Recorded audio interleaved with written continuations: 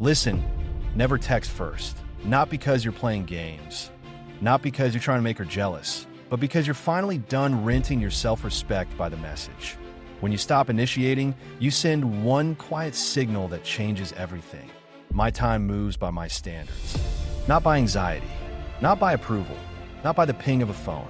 Most men don't realize how much of their day they spend auditioning. Wake up, check the phone. Lunch, check the phone. Night, write another paragraph to prove you're different. And then wonder why the attraction slowly evaporates. It's simple. Predictability kills curiosity. When she knows you'll always reach, always explain, always forgive, she learns that your center moves every time she does. So today, we make a clean shift. We're not going to chase, that we're not going to explain, that we're not going to beg for attention with one more WYD at midnight, that we're going to let silence do what speeches never could. Here's what happens. First to you, then to her. What happens to you, the first thing you'll notice is not power, it's withdrawal. Your hand twitches toward the phone. Your mind writes imaginary conversations. You feel the itch to just check in. That isn't love, it's habit. Breathe. Count to 10. Put the phone face down and step away. Then your clarity returns. You see the dynamic without the fog of chasing. You notice who mirrors your effort and who mirrors your availability.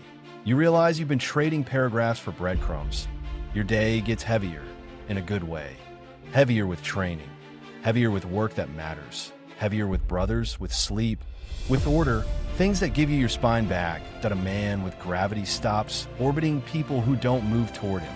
Your voice changes, you stop, rushing to fill the silence. You let silence do the heavy lifting.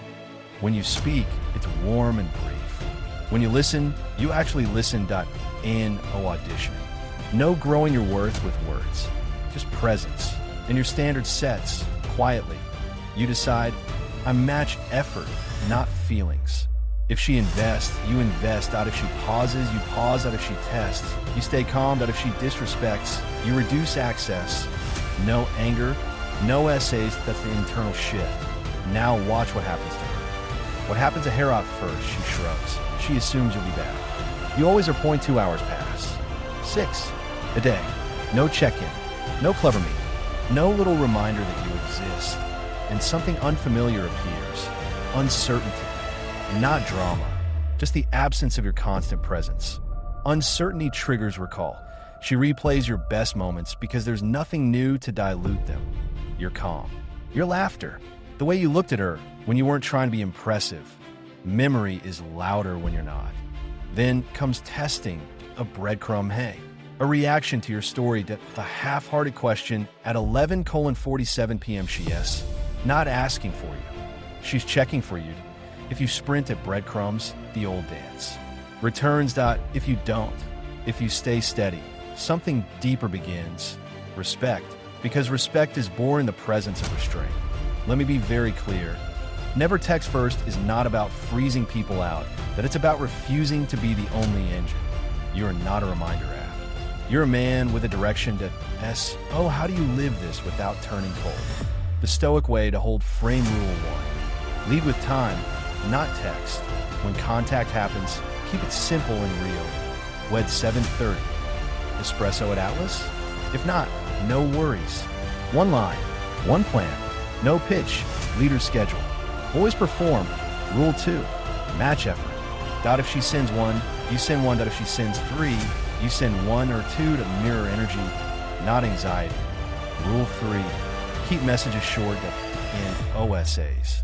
No therapy by phone. If something important needs attention, handle it in person with presence. Rule 4. Reward alignment, not chaos. Kindness, consistency, accountability, warmth, and access. Flaking, hot and cold games. Jabs of disrespect. Less access. Calmly. You don't punish. You pattern match. Rule 5. If she returns, don't sprint. Receive the message. Set a plan. Get back to your life. If she keeps pace over time, great. If she slips, you step back to no drama. Just order. Now, some of you are in relationships already. This still applies. That IT doesn't mean stonewalling your partner. It means ending 24/7 live chat that replaces presence with pixels. You create rhythm. Protected mornings, focused work blocks, phone-free dinners, evening walks, fewer texts, better connection. When you're fully present together, you don't need constant contact apart. Scripts you can use, breadcrumb check-in, good to hear from you. Hope your week's going well. Then stop. If she wants connection, she'll ask or suggest.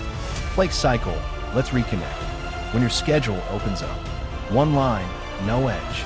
You just ended the loop. Return after silence. Nice to hear from you. I've been busy. Are you free Thursday 7? Leave. Then release it. Drama bait. I don't do back and forth. If you want to talk like adults, I'm here. If drama continues, you exit calmly. Mistakes to avoid, performative silence. Waiting just to get a reaction. That's still chasing. Angry withdrawal. Silence with resentment. That leaks insecurity. Filler texting. Memes, WID. Emotional check-ins that bleed value. Ultimatums. Threats reveal you're not ready to walk. Standards don't need threats. If you slip, you texted first. You over-explained. You chased that don't spiral. Reset. Acknowledge. I slipped. Noted. 24-hour pause. No follow-ups. Transmute the urge. Water on face. 10 slow breaths. 20 push-ups. Put 60 to 90 minutes into something that compounds. Body, money, skill that you're allowed to start again at any minute. Now let's talk about the part of you that's scared. What if I lose her? If she disappears because you stopped doing everything, you didn't lose her. You found the truth. And if she stays, it's because you replaced pleading with presence. You replaced checking in with showing up. You replaced proving with being. That's what women respond to when they're ready for a man. Gravity, not a steady life. A protected morning, a clear schedule, a body that has been underweight, but a mind that can sit in silence without needing to be fed. The identity shift is stops being a rule the moment it becomes who you are. You don't try not to text first. You're simply busy building. Your calendar creates scarcity honestly. Your standards guard your peace automatically that you'll notice the noise dropping out of your life. Less overthinking. Deeper workouts, cleaner room, better sleep that you'll notice your posture change. Less forward, more grounded that you'll walk in a room slower, look around more, speak less that's not an act. That's what happens when a man reoccupies his own life. And yes, she will feel the shift. Not because you told her, because the attention she used to control now belongs to you. Some will call you distant. They called the lighthouse distant too, because it wouldn't swim out to every ship. Its job was to stand where it stood and shined at Dio the same. Final words, never text first. Not as punishment. As protection. Not to manipulate. To mature. Text with purpose. Lead with time. Match effort. Enforce calm boundaries. And when silence is the right answer, let silence answer. Because the man who can sit in silence without collapse singes the man who is finally untouchable. Not because no one can reach his heart, but because no one can move his center that if this spoke to you, like the video, to push it to a brother who needs it. Subscribe for weekly Stoic frameworks. No fluff, just the truth. And tell me in the comments, what's the hardest part? For you, silence, fear of losing her, or boredom? Read everyone. Stay strong. Stay quiet.